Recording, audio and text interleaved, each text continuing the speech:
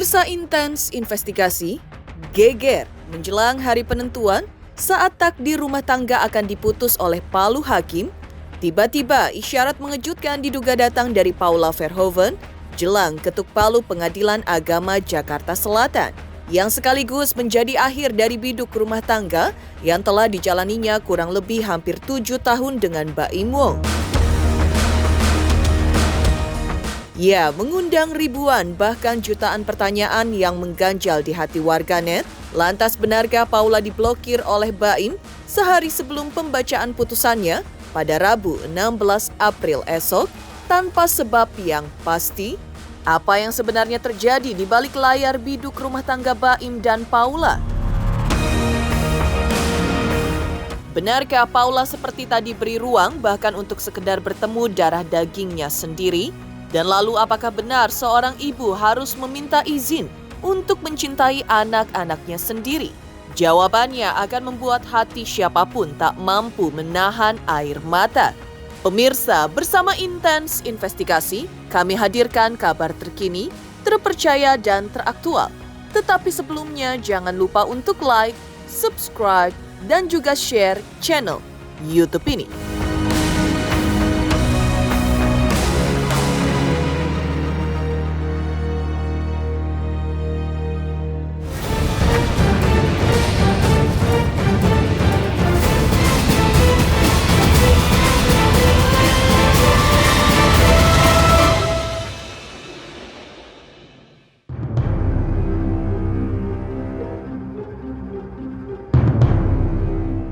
Ya, duka itu mungkin tak selalu datang dalam bentuk air mata.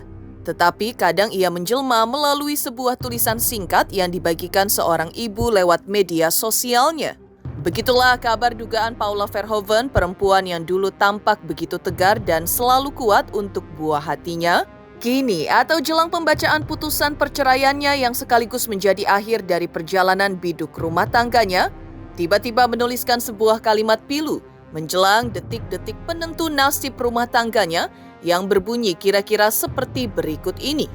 Nunggu balasan WA nih, izin jemput, mau di-tag tapi di-blok. Seketika dunia pun membisu. Satu kalimat pendek itu seolah mewakili luka besar di hati para ibu di seluruh negeri. Lantas, benarkah Paula telah diblokir oleh suaminya sendiri, Baim Wong, menjelang sidang putusan perceraian mereka yang akan dibacakan Rabu 16 April 2025 esok di Pengadilan Agama Jakarta Selatan?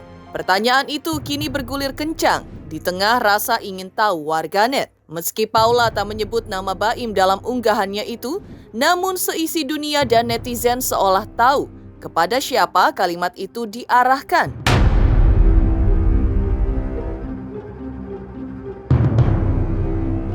Setelah unggahan penuh ratapan itu, Paula Verhoeven akhirnya terlihat tersenyum kembali dalam unggahan terbaru yang dibagikannya di sosial medianya.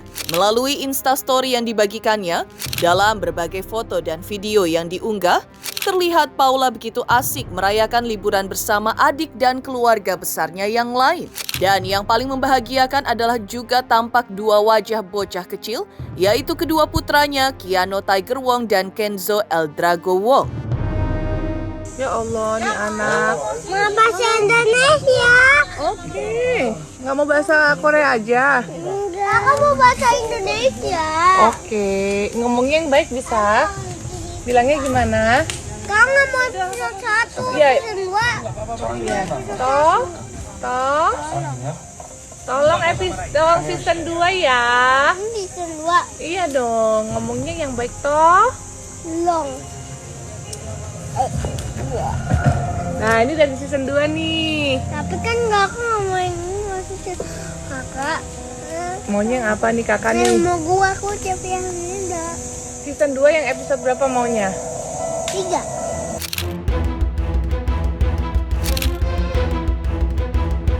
Sementara itu, sebelumnya sempat viral sebuah video berdurasi kurang lebih 2 menit yang sempat beredar luas dan membuat publik tercekat.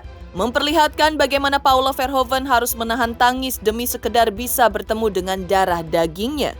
Dalam rekaman tersebut, bahkan juga terlihat momen di mana Paula datang dengan hati penuh harap membawa makanan kesukaan anak-anaknya. Namun yang ia terima adalah pemandangan yang menghancurkan jiwa seorang ibu.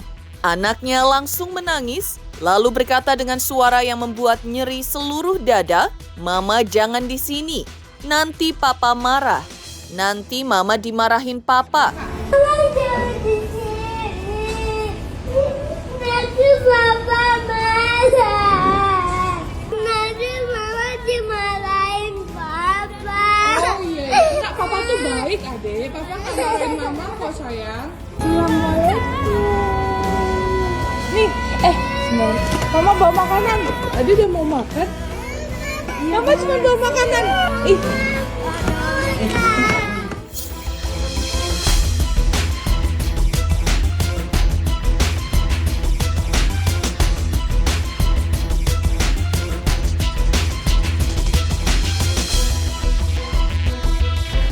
Sementara itu, lain halnya dengan dugaan Paula yang diblokir Baim Wong jelang putusan perceraiannya. Sebelumnya, pihak Pengadilan Agama Jakarta Selatan juga sempat melakukan pemeriksaan di 3 tempat untuk kelayakan di mana anak-anak mereka berada. Lantas seperti apa menurut kuasa hukum Baim Wong, Fahmi Bahmid, terkait jalannya proses pemeriksaan tersebut? Selamat untuk intens investigasi karena sudah mencapai 3 juta subscribers di YouTube. Sukses selalu dan all the best.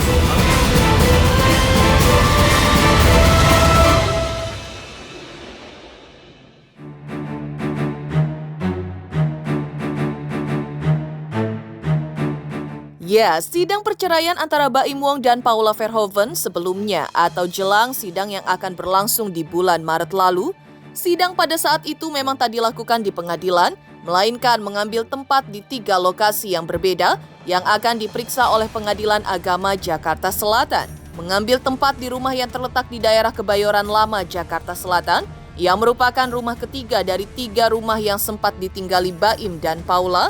Sebelumnya, pemeriksaan sudah terlebih dahulu dilakukan di kantor Baim Wong, di kawasan Pesanggerahan, serta rumah Paula Verhoeven. Menurut kuasa hukum Baim Wong yaitu Fahmi Bahmid, proses pemeriksaan setempat dilakukan atas permintaan pihaknya. Tujuannya agar semua fakta bisa dilihat secara terbuka dan terungkap, serta sekaligus memperlihatkan bagaimana respon sebenarnya anak-anak terhadap kehadiran Paula di hadapan mereka. Di luar itu, sidang pemeriksaan setempat ini dilakukan agar pihak Pengadilan Agama bisa melihat dari dekat kondisi rumah, serta bisa menilai apakah rumah itu layak untuk tempat tinggal kedua putra Baim dan Paula. Bagaimana respon anak-anak terhadap seseorang? Ternyata anak-anak tetap menolak, bahkan teriak-teriak tadi. Dan rumah yang ada di Tiger Walk. Dari tempat pemeriksaan itu biar majelis hakim yang menyimpulkan. Yang jelas, tadi dalam proses itu majelis hakim juga sampai masuk ke kamar, juga melakukan pemeriksaan di lantai berapa di rumah yang ada di Ozon. Artinya hal tersebut untuk melihat kelayakan tempat untuk 2 orang anak tersebut. Apakah rumah tersebut layak atau tidak layak. Apabila ada salah satu yang tidak sehat, baik jasmani atau rohani, tidak harus mendapatkan hak hadonan. Terlepas dari fakta-fakta dan bukti-bukti yang ada yang coba dibeberkannya secara apa adanya di persidangan, di sisi lain Baim juga merasa bingung lantaran dirinya selalu berada di pihak yang disalahkan dan dianggap terus membela diri. Karenanya, di momen Ramadan ini, Baim juga sempat meminta Paula untuk tidak mengumbar hal-hal yang tidak baik karena hal itu akan berdampak besar. Sementara terkait hasil sidang nantinya, khususnya terkait hak asuh anak, Baim pun menegaskan, kalah ataupun menang, ia justru akan tetap menjadi orang yang terus mendukung Paula dalam menjalani kehidupannya. Saya itu laki-laki itu sebenarnya maunya bebas. Kalau bisa saya nggak ngasuh anak. Tapi gimana? Kita punya tanggung jawab sebagai orang tua. Ya mau tiap hari juga apa-apa. Tapi jangan bilang kita yang melarang. Itu salah banget. Dan kita nggak pernah melarang. Begitu kalau misalnya mau nginep terserah. Sampai kadang-kadang juga sesimpel teori seperti itu. Tapi kenapa tidak bisa masuk ke dia yang akhirnya saya malah kayak orang jahat di sini. bingung. Dan saya ngomong di sini bilangnya, saya harus berbicara dengan bahasa apa? Sedangkan saya nggak bisa berbicara, kenapa? Di mata kalian yang nonton segala semuanya, saya dikira membela diri, salah lagi. Mengumbar sesuatu yang tidak benar, karena dampaknya gede. Dan ini kan setan lagi dibelenggu. Jangan sampai kita menjadi sesuatu hal yang kita diinginkan. Takutnya kesananya gampang digoda. Dan saya bilang kok, dan saya sekarang kalau misalnya ditanya gimana sekarang, saya nggak baca, saya nggak mau lihat berita soal saya apapun mau bagus berita soal saya juga saya tenang seperti ini dengan anak-anak, fokus. Kalau anak-anak sudah baik sama ibunya, silakan.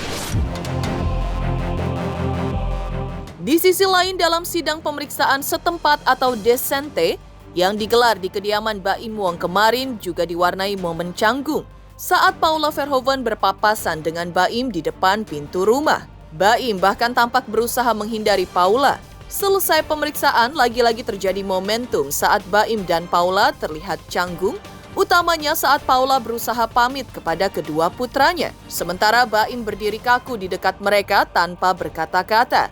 Setelah merasa cukup berpamitan pada anak-anaknya, Paula meninggalkan rumah Baim dengan diam dan minta kepada awak media untuk terus mendoakannya dan juga kedua putranya.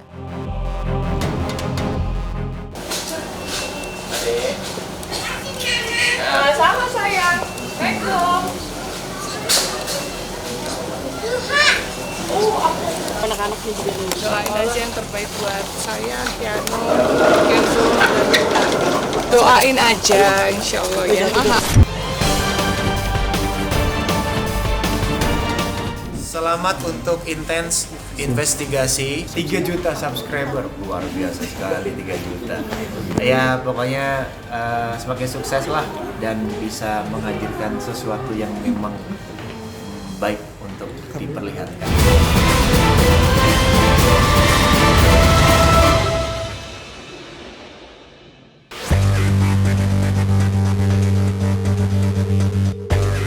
Sementara itu, terlepas dari curhatan Paula yang diduga diblok oleh Baim, misteri di balik prahara rumah tangga Baim Wong dan Paula Verhoeven mulai memang tersingkap ke publik karena selain adanya dugaan perselingkuhan antara Paula dengan sahabat Baim, sebagaimana diungkap Baim Wong sebelumnya, belakangan ini juga muncul pula bukti dari pihak Paula terkait adanya dugaan kekerasan dalam rumah tangga KDRT yang diduga dilakukan Baim Wong kepada Paula.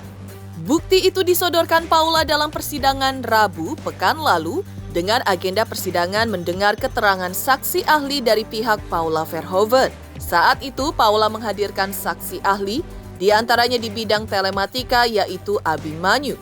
Dalam pernyataannya, Abimanyu menjelaskan hasil analisisnya atas video rekaman CCTV yang diduga berasal dari rumah Baim, di mana memperlihatkan adanya dugaan suatu kontak fisik yang cukup keras dari seorang pria yang diduga Baim Wong kepada seorang perempuan yang diduga Paula Verhoeven. Lantas, siapakah yang benar dalam kisruh rumah tangga ini? Kita tunggu saja biar waktu yang akan menjawabnya. Ada semacam pertikaian antara kedua belah pihak.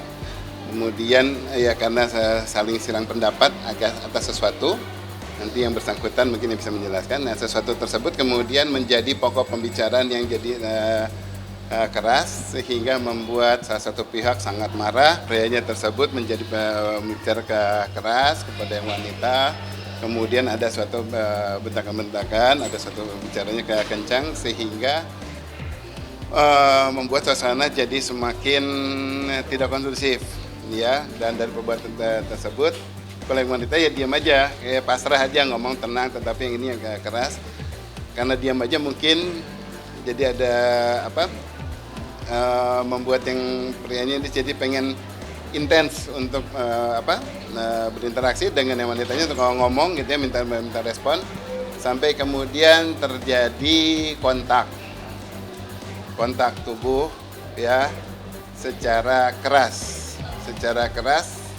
Silahkan diterjemahkan, kalau saya bahasanya bahasa telematika ya. Jadi kalau gini lah, kalau bahasa telematikanya kita melihat bahwa itu terjadi adanya suatu kontak kekerasan ya, sampai ada suatu terjadi benturan. Ada juga kontak jadi melakukan sesuatu, yang pernah melakukan sesuatu kepada kepalanya yang wanita ya di situ jadi konteks ini sehingga dengan pergerakan tangan yang pria kemudian membuat si kepala wanita sampai kayak terdorong ke depan karena dari sebelah samping gitu kan berhadapan-hadapan terjadi karena terjadinya dari sisi kanannya di sisi kanannya yang kamera ya. Jadi apa yang dilakukan sebenarnya di sini, apa yang dilakukan itu nggak ketahuan jelas, tetapi yang pasti gerakan tersebut itu suatu kekerasan kepada kepala yang wanita karena seiring dengan gerakan tangan yang pria, kepala si wanita juga terdorong ke depan. Sekarang apakah itu termasuk kriteria KDRT atau bukan, silakan itu secara pakar hukum nanti yang menilai. Ya, tetapi kalau dibaca telematika kita ngelihat dari suatunya bukti, suatu kontak keras, ya di CCTV bunyi keras, ya benturan dan benar-benar memang terkena sampai yang satunya waktu udah dihajar gitu sampai terpental.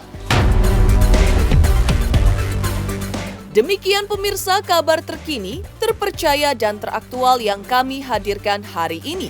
Saksikan terus Intens Investigasi setiap hari Senin sampai dengan Jumat tayang 5 kali sehari, pada Sabtu tayang 3 kali sehari, yaitu pada pukul 11 siang, 12 siang, 3 sore, 5 sore, dan 6 sore tentunya hanya di YouTube channel. Dan pastikan jangan lupa untuk like, subscribe, share, dan juga komen channel Intens Investigasi.